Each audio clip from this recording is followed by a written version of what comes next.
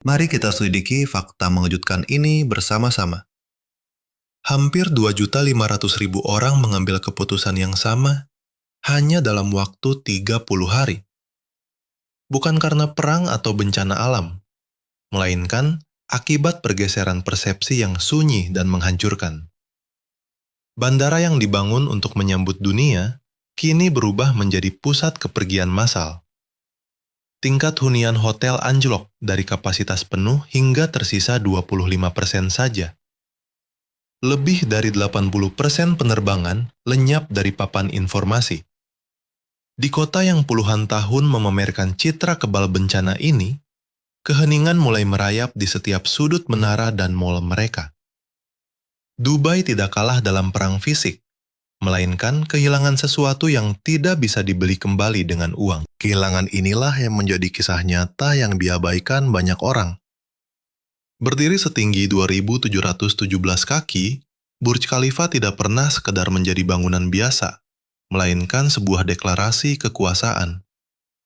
Baja dan kaca dirancang untuk menegaskan satu hal, bahwa di kota ini kepastian adalah produk nyata yang bisa dibeli. Selama bertahun-tahun, pengunjung rela membayar $175 untuk berdiri di atas awan. Dek observasi menyedot hampir 48% aktivitas turis. Namun insiden pada akhir Februari 2026 mengubah segalanya. Perintah evakuasi darurat memaksa penutupan 163 lantai secara bersamaan, membuat menara megah ini mendadak gelap gulita. Kilatan api yang melintasi langit malam terlihat sangat jelas dari puncak menara tersebut. Secara fisik, bangunan ini memang tidak mengalami kerusakan struktur apapun. Setiap panel kaca dan paku keling tetap kokoh di tempatnya. Namun, narasi keindahan yang selama ini diagungkan telah hancur selamanya. Angka kunjungan langsung merosot tajam dari hampir 48% menjadi di bawah 15% saja. Lebih dari 80.000 pemesanan kamar dan tiket dibatalkan hanya dalam waktu 1 minggu saja. Ini adalah kenyataan ekonomi pahit yang gagal dibaca oleh para analis finansial. Dubai tidak pernah menjual arsitektur megah. Mereka menjual sebuah kepastian mutlak bahwa sistem di kota ini tidak akan pernah gagal. Tiket masuk di observasi seharga $175. Kamar hotel tarif $800 per malam, hingga apartemen mewah jutaan dolar dengan pemandangan pusat kota, semuanya dibeli demi sebuah kepastian. Namun, kepastian bukanlah bahan bangunan yang bisa diperkuat atau diasuransikan. Ketika pengalaman mahal itu mulai dibayangi oleh keraguan, perhitungan psikologis para miliarder langsung hancur. Ini bukan lagi soal kemewahan, melainkan terasa seperti membayar harga selangit hanya untuk berada di dalam lingkaran bahaya yang mengancam nyawa mereka. Di sisi lain, kawasan elit Palm Jumeirah awalnya dipasarkan sebagai tempat pelarian paling sempurna dari kerasnya realitas dunia luar. Ada keyakinan kuat bahwa kekayaan melimpah bisa membeli jarak aman dari kekacauan dunia luar. Sebuah wilayah eksklusif yang diklaim tidak akan tersentuh oleh gejolak geopolitik global maupun ketidakstabilan pasar keuangan. Premis inilah yang membenarkan harga properti selangit hingga membuat pasar Manhattan tampak murah. Namun pada awal tahun 2026, semua ilusi itu runtuh karena satu pertanyaan krusial yang tidak bisa dihindari. Apakah tempat ini benar-benar aman? Tingkat hunian langsung merosot hingga hampir 45%. Villa mewah bernilai jutaan dolar kini diobral dengan kerugian mencapai 30%. Padahal tidak ada kerusakan fisik sama sekali di sana. Mari kita sadari bersama bahwa bertahan hidup di pulau buatan bukanlah sekedar pilihan gaya hidup, melainkan komitmen logistik yang sangat rumit. Air bersih harus didatangkan lewat proses desalinasi yang memakan banyak energi. Pasokan makanan bergantung pada pelabuhan, dan jaringan listrik tidak memiliki cadangan alami. Semua kenyamanan di Palm Jumeirah sebenarnya adalah ketergantungan yang dirancang dengan rumit. Saat pelabuhan mulai terhambat dan wilayah udara menjadi tidak aman, ketergantungan itu berubah menjadi ancaman fatal. Jika Anda menyusuri jalanan pulau ini sekarang, Anda akan melihat deretan Ferrari dan Lamborghini yang mulai diselimuti debu gurun tebal karena pemiliknya kabur terburu-buru. Klub-klub pantai kini sunyi, hanya terisi sebagian kecil dari kapasitas aslinya. Kolam renang mewah Pipe Infinity kini hanya memantulkan langit kosong tanpa ada yang berenang. Saat malam tiba, suara yang mendominasi bukanlah musik pesta, melainkan deru mesin kapal pesiar mewah yang perlahan bergerak meninggalkan dermaga menuju laut lepas. Ini bukanlah kepanikan massal yang bising dan tidak teratur. Apa yang terjadi di pulau ini jauh lebih dingin dan penuh perhitungan. Ini adalah eksodus sunyi dari orang-orang super kaya yang pandai berhitung cepat dan langsung bertindak tanpa ragu sedikitpun. Di mata mereka, ketika stabilitas hancur, sangkar emas yang paling indah sekalipun tetaplah sebuah sangkar. Setiap sudut arsitektur di Dubai Mall, mulai dari langit-langit yang menjulang tinggi, arena es dalam ruangan, hingga akuarium raksasa 3 lantai, dirancang untuk mematikan akal sehat pengunjung agar keraguan tidak sempat muncul di benak mereka. Selama bertahun-tahun, taktik psikologis ini sangat berhasil. Lorong-lorong mall selalu padat manusia seperti stasiun kereta tersibuk di dunia. Mall ini bukan sekedar tempat transaksi jual-beli, melainkan sebuah panggung pertunjukan kemakmuran kelas dunia yang megah. Namun, jika kita berjalan menyusuri lorong yang sama hari ini, pertunjukan itu telah usai. Jumlah pengunjung merosot ke tingkat yang tidak pernah terbayangkan 18 bulan lalu. Etalase toko masih ditata dengan sangat rapi. Namun kini suara yang mendominasi hanyalah gema langkah kaki Anda sendiri yang memantul di dinding-dinding sepi. Kejadian pada awal tahun 2026 memicu perubahan perilaku mendasar konsumen yang gagal diprediksi oleh algoritma manapun. Saat ketidakpastian mulai menyebar dalam sistem, hasrat belanja barang mewah tidak menurun pelan-pelan, melainkan runtuh seketika.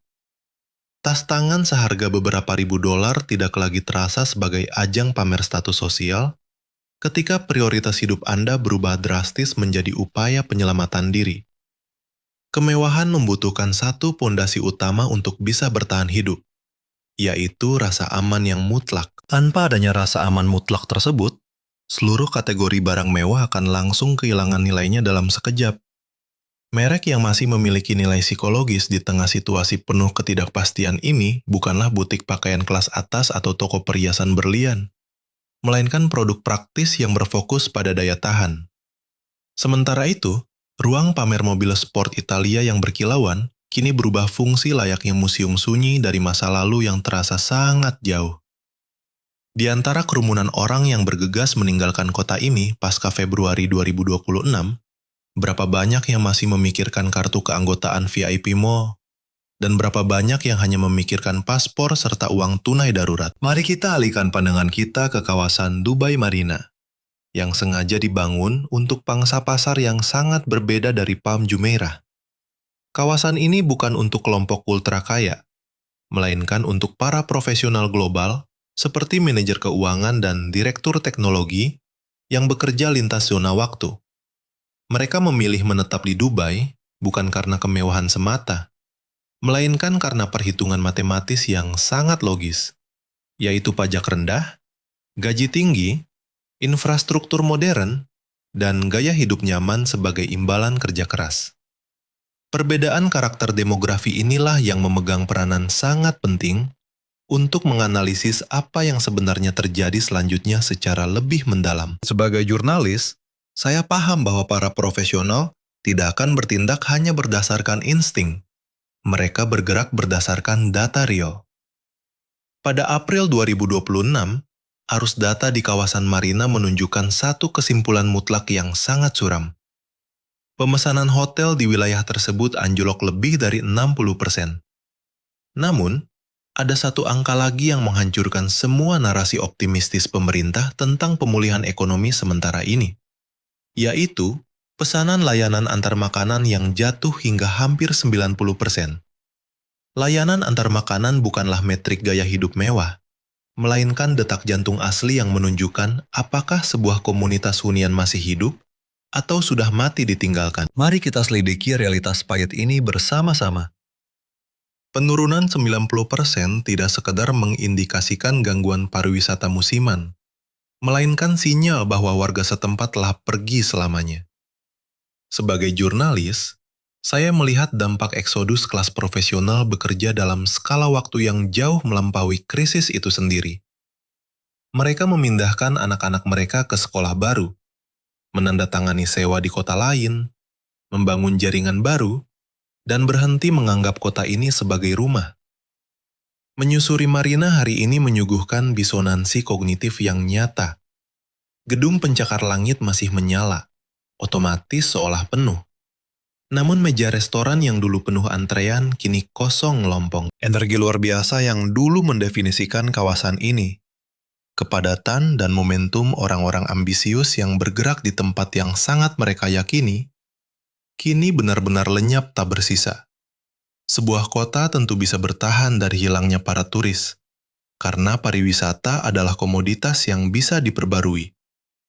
Namun, ketika sebuah kota kehilangan kelas profesional yang menetap, ia kehilangan metabolisme ekonomi harian yang menjaga setiap lapisan sistem perkotaan tetap berfungsi. Jika kemerosotan ini terjadi pada seluruh demografi secara bersamaan, tidak akan ada pertunjukan air mancur megah atau potongan harga hotel yang mampu mengembalikannya. Kita harus ingat bahwa Terminal 3 Bandara Internasional Dubai adalah wujud fisik dari semua kemegahan yang pernah diklaim oleh kota ini. Melayani lebih dari 95 juta penumpang per tahun dan menghubungkan 291 destinasi di 110 negara, tempat ini adalah bandara internasional tersibuk di bumi. Sebuah titik saraf konektivitas global yang rasanya mustahil untuk melambat. Namun Maret 2026 mengubah segalanya. Pada tanggal 1 Maret, lebih dari 3.150 penerbangan dibatalkan akibat kekacauan operasional sistemik. Dalam beberapa minggu, kedatangan merosot hingga 80%. Tetapi angka keberangkatan justru melonjak gila-gilaan dengan harga tiket penerbangan keluar meroket hingga 5 kali lipat dari tarif biasa. Bandara ini tidak lumpuh, tetapi fungsi arahnya telah berbalik total. Kini, bandara tidak lagi melayani kedatangan orang-orang yang ingin ke Dubai, melainkan mengurus kepulangan mereka yang terburu-buru ingin pergi dari sana. Area parkir di sekitar Terminal 3 pun berubah menjadi saksi bisu kepanikan tersebut. Mobil-mobil mewah berderet memenuhi setiap sudut. Banyak yang ditinggalkan begitu saja dengan kunci masih tergantung di dalamnya. Ini bukan karena kebangkrutan finansial, melainkan alasan yang jauh lebih sederhana sekaligus mengerikan. Pemiliknya kehabisan waktu dan harus membuat keputusan prioritas yang cepat. Kendaraan itu bisa menunggu, dan bagi sebagian besar dari mereka, penantian itu menjadi abadi. Perbedaan antara kemunduran lambat dan titik kritis yang tiba-tiba inilah yang sangat krusial untuk kita pahami. Mari kita bedah situasi ini secara mendalam. Kota-kota yang mengalami penurunan bertahap biasanya kehilangan penumpang secara perlahan dalam hitungan bulan, memberi waktu bagi lembaga terkait untuk merespons. Namun, apa yang terjadi di Bandara Internasional Dubai pada Maret 2026 bukanlah sebuah tren, melainkan runtuhnya batas pertahanan terakhir. Ini adalah momen ketika kalkulasi individu secara serentak menghasilkan kepanikan massal, yang sebenarnya merupakan tindakan rasional dari para pelaku ekonomi yang merespon sinyal bahaya yang sama. Struktur ekonomi Dubai sangat rapuh terhadap kejadian seperti ini, karena kota ini mengimpor hampir 70% kebutuhan pokoknya, dan sistem keuangannya bergantung pada kelancaran arus modal tanpa hambatan. Ketika arus penumpang berbalik arah secepat ini, pendapatan toko bebas bea runtuh dalam hitungan hari. Logistik rantai pasok yang dirancang berdasarkan volume impor stabil, tiba-tiba menghadapi sinyal permintaan yang kacau balau dan di luar prediksi matang mereka. Di seluruh sudut kota yang terhubung ke bandara tersebut oleh ribuan benang tak terlihat, setiap bisnis yang menggantungkan hidup dari aliran konsumen merasakan dampaknya seketika. Sementara itu, Jebel Ali bukan sekedar pelabuhan biasa. Tempat itu adalah bukti tesis geografis bahwa sebuah kota yang berdiri di persimpangan timur dan barat, tepat di mulut koridor maritim paling kritis di dunia, mampu mengubah lokasinya menjadi keunggulan ekonomi permanen. Sebagai pelabuhan buatan manusia terbesar yang pernah dibangun, Jebel Ali adalah mesin penggerak di balik seluruh kemegahan cakrawala Dubai. Setiap menara tinggi, pusat belanja, hingga pulau buatan, semuanya bergantung pada kelancaran arus barang dua arah di sini. Ketergantungan tersebut tidak pernah dianggap sebagai kelemahan, karena selama puluhan tahun mesin ini tidak pernah macet. Hingga akhirnya, Selat Hormuz mulai didera ketegangan geopolitik hebat yang tidak bisa lagi diabaikan oleh aktuaris asuransi. Dalam perdagangan laut, begitu lembaga seperti Lloyd's of London mengubah klasifikasi risiko wilayah, kalkulasi finansial pelayaran langsung berubah seketika, karena biaya tambahan risiko perang melonjak berlipat ganda. Para operator kapal yang biasanya menghitung biaya sandar di Jebel Ali dengan margin keuntungan aman, kini menghadapi perhitungan yang sama sekali berbeda. Menyandarkan kapal kontainer di sana sekarang beresiko memakan biaya lebih besar daripada nilai kargo yang dibawa. Aliansi pelayaran raksasa seperti Maersk dan MSC tidak memiliki ikatan emosional terhadap aspek geografis suatu wilayah. Ketika sebuah rute tidak lagi menguntungkan, keputusan pengalihan rute akan diambil dalam beberapa hari saja. Pelabuhan alternatif di Oman dan Arab Saudi yang berada di luar lingkaran ketidakstabilan Teluk pun segera menerima komitmen baru. Ironisnya, infrastruktur pelabuhan otomatis paling canggih di dunia ini pun kini mendadak mati suri. Kondisi mati suri ini bukan karena kegagalan mekanis, melainkan murni akibat tidak adanya perintah pemuatan barang. Ribuan kontainer menumpuk begitu saja di bawah sengatan matahari gurun yang membakar. Barang ekspor terlantar tanpa ada kapal yang menjemput, sementara barang impor terjebak dalam pemeriksaan keamanan yang sangat ketat. Jafza, zona bebas di dekat pelabuhan yang menampung lebih dari 9.000 perusahaan, mulai merasakan dampak kelangkaan pasokan yang mengacaukan jadwal produksi mereka. Ketika komponen tidak lagi datang tepat waktu, roda manufaktur melambat, dan pemotongan hubungan kerja pun mulai direncanakan. Inilah efek domino dari macetnya pelabuhan di kota yang 70% kebutuhan pokoknya disuplai dari jalur laut. Mari kita perhatikan bagaimana krisis ini menyentuh kehidupan sehari-hari masyarakat. Barang-barang yang dulunya hanya butuh beberapa hari dari kapal ke rak supermarket, kini memakan waktu hampir sebulan penuh. Saat melangkah masuk ke Spinneys atau Carrefour, label harga yang tertera menunjukkan betapa beratnya tekanan pada rantai pasok global ini. Inflasi biaya transportasi langsung merembet ke harga konsumen, membuat anggaran rumah tangga kelas menengah yang awalnya tampak aman, kini menjadi sangat tidak realistis. Bagi keluarga yang menggantungkan hidupnya pada kemakmuran semu Dubai, inilah momen ketika hitung-hitungan untuk bertahan tidak lagi masuk akal. Di sisi lain, Dubai International Financial Center beroperasi dalam atmosfer yang sangat berbeda. Estetika kemapanan institusional di sini terus dijaga dengan teliti, seolah-olah tidak ada badai yang sedang terjadi di luar sana. Namun, justru inilah yang membuat kawasan ini menjadi tempat paling berbahaya untuk salah dianalisis. Dalam dunia keuangan global, pergeseran paling fatal seringkali tidak meninggalkan jejak visual sama sekali. Uang tidak pernah mengumumkan kepergiannya. Ia hanya berhenti mengalir di satu tempat dan muncul di tempat lain. Satu-satunya bukti baru terlihat berminggu-minggu kemudian, dalam data yang jarang diperhatikan orang.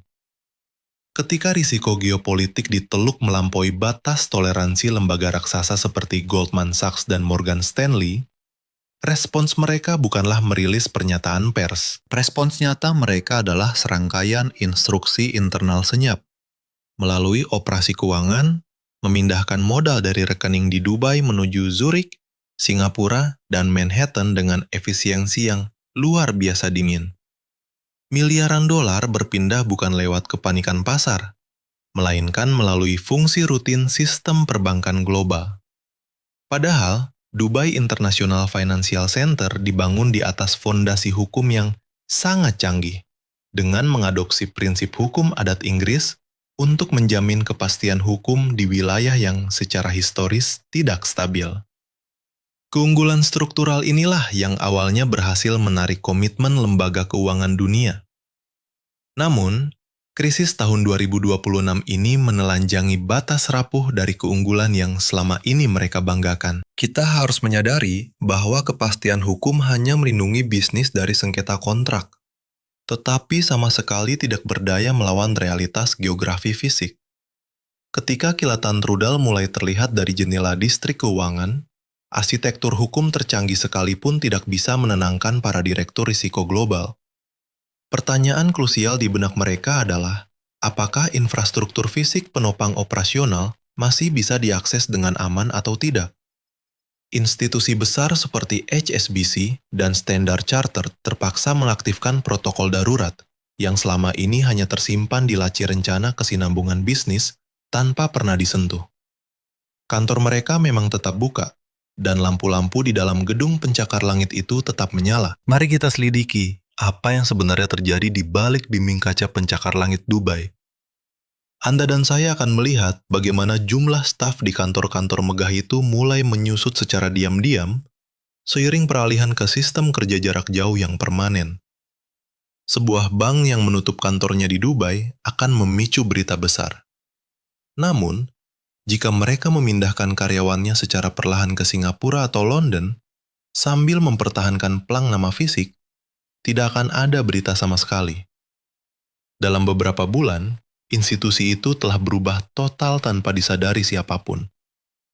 Dampaknya sangat fatal bagi ekosistem teknologi finansial di pusat keuangan internasional Dubai yang sangat bergantung pada kehadiran lembaga raksasa ini untuk menjaga kredibilitas dan investasi mereka. Tekanan terhadap mata uang dirham kini menjadi titik paling kritis dalam kerapuhan finansial ini. Menjaga nilai patokannya terhadap dolar Amerika Serikat menuntut pengelolaan likuiditas yang luar biasa rumit di tengah arus modal yang terus mengalir keluar secara tidak menguntungkan. Kebijakan ini memang masih bertahan, tetapi biaya untuk mempertahankannya terus melonjak akibat pelarian modal yang semakin cepat terjadi di bawah permukaan. Ketika kepercayaan lembaga-lembaga keuangan terkikis dalam kesunyian rapat komite risiko tanpa ada catatan publik yang bocor, kerusakan sebenarnya telah terjadi jauh sebelum masyarakat menyadari ada yang salah. Semua ini terjadi lewat pergerakan modal yang baru terlihat pada data statistik berbulan-bulan setelah peristiwa itu selesai. Selama bertahun-tahun, air mancur Dubai di Danau Burj berdiri kokoh sebagai simbol kepercayaan diri kota yang tak tergoyahkan. Pancaran air raksasa yang membumbung hampir 500 kaki ke udara setiap malam, diringi musik yang menggema di pusat kota, selalu memukau ribuan pengunjung yang berkumpul setiap 30 menit sekali. Atraksi ini sebenarnya bukan sekadar hiburan semata, melainkan bukti nyata bahwa Dubai memiliki pasokan energi, dana, dan stabilitas operasional yang melimpah untuk mengubah gurun pasir menjadi panggung pertunjukan abadi. Namun, memasuki pertengahan tahun 2026, pertunjukan megah ini mulai terhenti tanpa peringatan. Awalnya disebut sebagai perbaikan teknis sementara, namun jadwalnya menjadi semakin kacau hingga akhirnya sunyi total. Bagi kota yang dibangun di atas citra kemewahan, keheningan air mancur itu membawa dampak psikologis yang sangat mendalam. Anda dan saya tahu bahwa mengoperasikan atraksi tersebut membutuhkan pasokan listrik dan air desalinasi yang luar biasa setiap harinya. Dulu, pengeluaran ini dianggap wajar karena mampu mendatangkan turis dan sorotan media dunia. Namun, ketika rantai pasok global tercekik dan tekanan ekonomi menghimpit, kalkulasi logisnya berubah. Membakar energi dalam jumlah raksasa hanya demi tontonan visual tidak lagi masuk akal dikala kota menghadapi krisis operasional di sektor lain. Alokasi anggaran pun mulai dialihkan diam-diam demi menjaga infrastruktur keamanan, logistik pangan, dan cadangan darurat. Pada saat yang sama, banyak tenaga ahli teknis internasional yang bertanggung jawab merawat infrastruktur rumit ini telah hengkang ke luar negeri bersama para ekspatriat lainnya. Sistem canggih memang bisa terus berjalan secara otomatis untuk sementara waktu tanpa dukungan staf yang lengkap. Tetapi lambat laun celah kerusakan akan mulai muncul di bawah permukaan. Hal inilah yang membuat matinya aliran air mancur tersebut terasa begitu krusial secara psikologis. Masalahnya bukan sekedar tentang air yang berhenti memancar, melainkan apa yang diwakili oleh ketiadaan tersebut. Kota yang dulunya identik dengan kemewahan tanpa batas, kini dipaksa mulai menghemat sumber dayanya. Salah satu sistem hiburan paling ambisius di dunia, kini terasa sangat sulit dipertahankan secara ekonomi. Saat sebuah kota yang bertumpu pada industri hiburan mulai memadamkan kemegahannya, masyarakat tentu mulai bertanya-tanya tentang krisis apa lagi yang sedang disembunyikan di balik gemerlap lampu. Kita bisa melihat contoh nyata pada Global Village, sebuah kompleks hiburan raksasa yang dulunya menampilkan miniatur dunia tempat kebudayaan, kuliner, dan produk dari lebih dari 90 negara bersatu dalam lingkungan yang tertata apik. Jutaan pengunjung memadati gerbangnya setiap musim untuk menikmati replika bangunan bersejarah dan pertunjukan tanpa henti yang merayakan globalisasi. Namun, pada awal tahun 2026, jumlah pengunjung anjlok hingga hampir 75%. Menyingkap betapa rapuhnya model bisnis ini ketika kepercayaan internasional mulai goyah. Perubahan atmosfer di sana terasa sangat instan dan sunyi. Lorong-lorong jalan yang biasanya padat merayap, kini tampak lengang secara tidak wajar.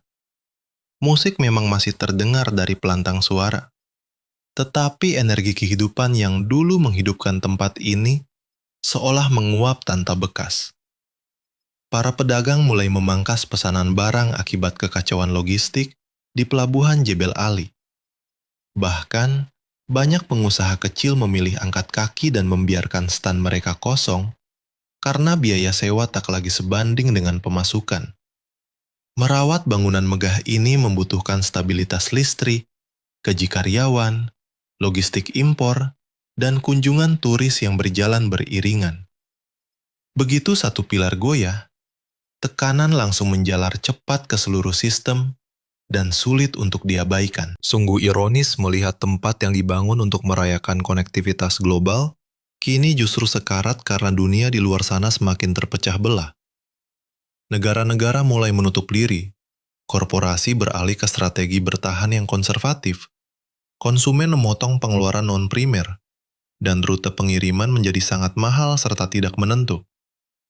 Dalam situasi krisis seperti ini, kerajinan tangan mewah serta pengalaman festival internasional tidak lagi dianggap penting oleh masyarakat. Mitra korporat besar pun mulai mengurangi skala operasional mereka demi menghindari kerugian yang terus membengkak. Toko-toko kosong yang terkunci mulai terlihat mencolok di antara paviliun yang masih buka. Sementara petugas kebersihan berjuang keras mempertahankan ilusi bahwa semua baik-baik saja. Namun, roda ekonomi yang digerakkan oleh atraksi megah sangat bergantung pada momentum yang terus bergulir. Begitu ruang-ruang kosong mulai terlihat jelas oleh publik, tingkat kepercayaan akan merosot jauh lebih cepat. Akar masalah sesungguhnya bukan sekedar menurunnya minat pada hiburan, melainkan hancurnya asumsi dasar yang menopang globalisasi itu sendiri. Proyek Global Village dirancang dengan keyakinan bahwa manusia, barang, modal, dan wisatawan akan selalu bergerak bebas melintasi batas negara tanpa hambatan. Ketika pergerakan itu tersendat, konsep megah ini langsung kehilangan fondasinya. Di balik warna-warni lampu neon, proyek ini kini berubah menjadi monumen peringatan tentang seberapa cepat sistem internasional dapat runtuh dan terpecah belah akibat tekanan global. Sebagai jurnalis investigasi, mari Anda dan saya menilik proyek mercusuar Expo City dan Distrik 2020. Kawasan ini awalnya digadang-gadang sebagai lompatan masa depan Dubai, sebuah kota pintar terintegrasi penuh, di mana kecerdasan buatan mengatur transportasi, energi, pengawasan keamanan, dan operasional harian secara mulus. Infrastruktur otomatis mengendalikan pencahayaan, arus lalu lintas, efisiensi lingkungan, dan keamanan distrik. untuk memamerkan peradaban modern. Di atas kertas, sistem canggih ini memang tampak bekerja tanpa celah sepanjang tahun 2026. Sensor tetap mendeteksi pergerakan, jaringan listrik pintar menghemat konsumsi energi, dan sinyal internet cepat 5G aktif di perkantoran yang dilengkapi teknologi mutakhir dari Cisco and Siemens. Namun di balik semua kecanggihan otomasi tersebut, sudut-sudut kota terasa makin sunyi dan sepi. Realitas pahit membuktikan bahwa teknologi memang mampu mengoptimalkan sistem, tetapi ia sama sekali tidak bisa menciptakan kepercayaan atau rasa aman dalam jiwa manusia. Ini adalah pelajaran paling berharga dari krisis ini. Kamera pemantau pintar mungkin bisa menekan angka kejahatan, dan kecerdasan buatan mampu mengefisienkan logistik. Tetapi semua sistem itu tidak akan mampu menghapus risiko geopolitik atau memulihkan kepanikan publik yang telanjur menyebar.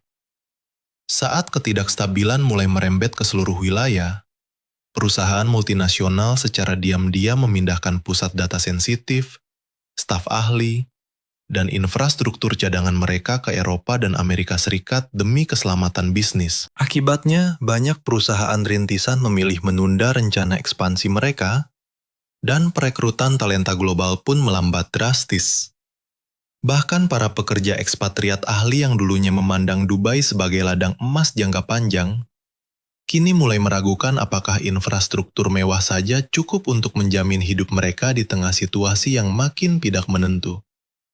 Kontradiksi ini semakin hari semakin sulit ditutupi.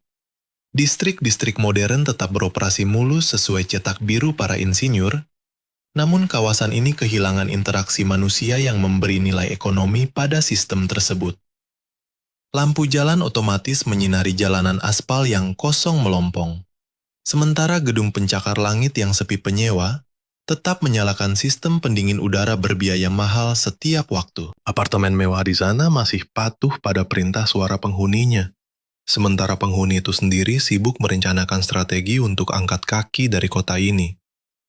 Kejadian di Expo City menyingkap kelemahan struktural yang selama ini ditutupi oleh citra futuristis. Dubai memang sangat hebat dalam merekayasa efisiensi, kenyamanan, dan kemegahan fisik. Tetapi seluruh sistem itu berdiri di atas satu variabel yang sangat rapuh, yaitu kepercayaan masyarakat akan stabilitas jangka panjang. Jika Anda dan saya melihat lebih dalam, krisis tahun 2026 ini bukan sekedar tentang penurunan pariwisata atau gangguan logistik global biasa. Ini adalah runtuhnya fondasi utama yang menyokong kota ini, yaitu rasa percaya. Selama puluhan tahun, Dubai membangun reputasi globalnya di atas sebuah ilusi besar, yaitu keyakinan bahwa semuanya akan selalu berjalan tanpa hambatan. Mari kita bedah bersama bagaimana uang, manusia, barang dan peluang dipaksa terus mengalir tiada henti, seolah kebal dari guncangan dunia luar. Di atas asumsi tunggal itulah pencakar langit, pulau buatan, mal mewah, dan kota pintar didirikan. Namun saat kepercayaan publik mulai retak sedikit saja, semua kemegahan itu terasa berbeda. Kemewahan kini berubah menjadi ancaman yang mengintai. Isolasi menjelma jadi kerentanan fatal, dan pertunjukan megah itu mulai tampak seperti pemborosan. Stabilitas yang selama ini dibanggakan mendadak terlihat sangat rapuh, padahal semua infrastruktur fisiknya masih berdiri tegak di sana. Gedung-gedung pencakar langit itu memang masih berdiri dengan kokoh. Lampu-lampu mewah masih menyinari pusat kota, dan jalan-jalan raya di sana tetap terbentang tanpa cacat sedikit pun. Namun, atmosfer yang menyelimuti semuanya telah berubah secara drastis, menyisakan ketegangan yang sulit disembunyikan. Sebagai penyelidik, saya menyadari satu hal krusial, bahwa sistem modern tidak pernah benar-benar disatukan oleh beton atau baja semata. Mereka bertahan hidup hanya karena adanya keyakinan kolektif dari masyarakat global. Sejarah telah membuktikan berulang kali bahwa begitu persepsi itu bergeser, usaha untuk membangun kembali kepercayaan yang runtuh akan memakan waktu jauh lebih lama daripada waktu yang dibutuhkan untuk mendirikan kota-kota megah itu sendiri.